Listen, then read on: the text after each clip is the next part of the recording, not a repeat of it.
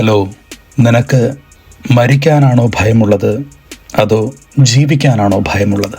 ആ ചോദ്യം പലപ്പോഴും നമ്മളിൽ ഒരു കൺഫ്യൂഷൻ സൃഷ്ടിക്കാറുണ്ട്.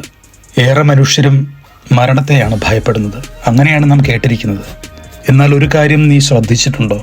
ഇന്ന് നമ്മുടെ കാലഘട്ടത്തിൽ ഒരുപാട് മനുഷ്യർ ജീവിതത്തെ ഭയപ്പെടുന്നവരാണ്. ഇതിനെക്കുറിച്ച് പ്രസിദ്ധനായ ഫ്രഞ്ച് നോവലിസ്റ്റ് ആൽബർട്ട് കാമൂസ് മനോഹരമായ ഒരു നിരീക്ഷണം നടത്തുന്നുണ്ട്. ഒരു മനുഷ്യൻ നേരിടുന്ന ഭയം മരണഭയമല്ല, യഥാർത്ഥത്തിൽ ജീവിതത്തെക്കുറിച്ചുള്ള ഭയമാണ്. അയാൾ ഓരോ ദിവസവും ഓരോ തരം പ്രതിസന്ധികൾ കണ്ടുമുട്ടുകയാണ്. ആവർത്തിക്കപ്പെടുന്ന നിരാശകളാണ് അയാൾക്ക്. ഒരേ തരത്തിലുള്ള വേദനകൾ. അവയെ അഭിമുഖീകരിക്കാൻ ഓരോ ദിവസവും പ്രഭാതത്തിൽ ഉണരുന്നതിൻ്റെ ഭയമാണ്. ഒന്നും മാറില്ല എന്ന ഭയമാണ്. നിങ്ങൾക്ക് രക്ഷപ്പെടാൻ കഴിയാത്ത കഷ്ടപ്പാടുകളുടെ ചക്രത്തിൽ നിങ്ങൾ കുടുങ്ങിയിരിക്കുന്നു. ആ ഭയത്തിൽ നിന്നും മോചനം കിട്ടാൻ, ആ ആവർത്തന വിരസതകളിൽ നിന്ന് ഒഴിവായി നടക്കാൻ നിങ്ങൾ ആഗ്രഹിക്കും.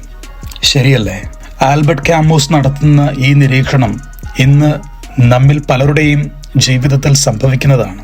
നാളെ എന്ത് സംഭവിക്കും എന്നുള്ള ആകുലതകളിലാണ് മനുഷ്യൻ ജീവിക്കുന്നത്. എല്ലാ ദിവസവും ഒരേ തരത്തിലുള്ള പ്രതിസന്ധികളെ കണ്ട് നമ്മൾ മടുത്തിട്ടുണ്ട്. അത് നമ്മിൽ വല്ലാത്തൊരു ഭയവും ജനിപ്പിച്ചിട്ടുണ്ട്. നാളെ ഈ കടങ്ങൾ ആര് വീട്ടും? നാളെ ഈ പ്രശ്നങ്ങളെ എങ്ങനെ അഭിമുഖീകരിക്കും? നാളെ ഈ മനുഷ്യരുടെ മുഖത്തേക്ക് എങ്ങനെ നോക്കും? നാളെ ഈ പ്രതിസന്ധികളെ എങ്ങനെ അതിജീവിക്കും? ഈ ഒരു ഭയത്തിലാണ് പല മനുഷ്യരും ഇന്ന് ജീവിക്കുന്നത്. അതുകൊണ്ട് തന്നെ മരിക്കാൻ പോലും പലരും കൊതിക്കുന്നുണ്ട്. ആധുനിക മനുഷ്യൻ മരണത്തിനുള്ള അനേകം വഴികളെ കണ്ടെത്തിയിട്ടുമുണ്ട്. ജീവിതമെന്ന വലിയ പ്രതിസന്ധിയെ അഭിമുഖീകരിക്കാൻ അവർക്ക് സാധിക്കാതെ വരുന്നു. എത്രയും വേഗം ജീവിതം അവസാനിപ്പിക്കാൻ ചിന്തിക്കുന്നു. ജീവിച്ചിരിക്കുന്നതിനേക്കാൾ നല്ലത് മരിക്കുന്നതാണ് എന്നൊരു നിരാശ മനുഷ്യന്റെ ഹൃദയത്തിൽ വേരോടി തുടങ്ങിയിട്ട് വർഷങ്ങളേറെയായി. ഒരു പക്ഷെ മരിക്കുന്നതാണ് ജീവിച്ചിരിക്കുന്നതിനേക്കാൾ കുറെ കൂടെ എളുപ്പം, അല്ലേ? അങ്ങനെ ചിലപ്പോഴൊക്കെ നീയും ചിന്തിച്ചിട്ടില്ലേ? എല്ലാ പ്രശ്നങ്ങൾക്കും മരണമാണ് പരിഹാരമെന്ന്. അപ്പോൾ സത്യത്തിൽ നമ്മുടെ ഭയം നമ്മളെ എങ്ങോട്ടേക്കാണ് കൊണ്ടുപോകുന്നത്?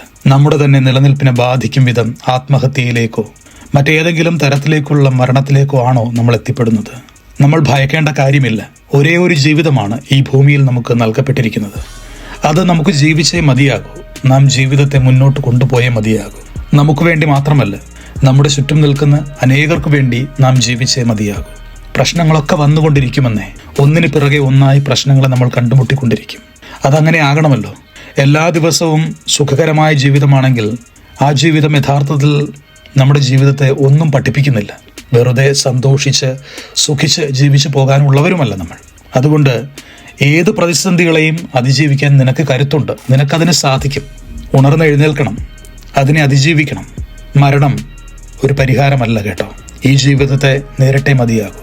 വേദഗ്രന്ഥത്തിൽ ഏതാണ്ട് 365 തവണയാണ് പുതിയ നിയമത്തിൽ നമ്മൾ വായിക്കുന്നത് ഭയപ്പെടേണ്ട.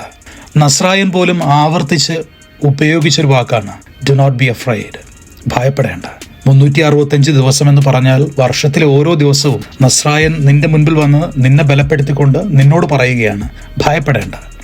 ഇല്ല, ഇനി നമ്മൾ ഭയപ്പെടില്ല. നമ്മൾ മുന്നോട്ട് തന്നെ പോകും. കൂടെയുണ്ട് കേട്ടോ, കൂട്ടിനും പിന്നെ എൻ്റെ പ്രാർത്ഥനയും.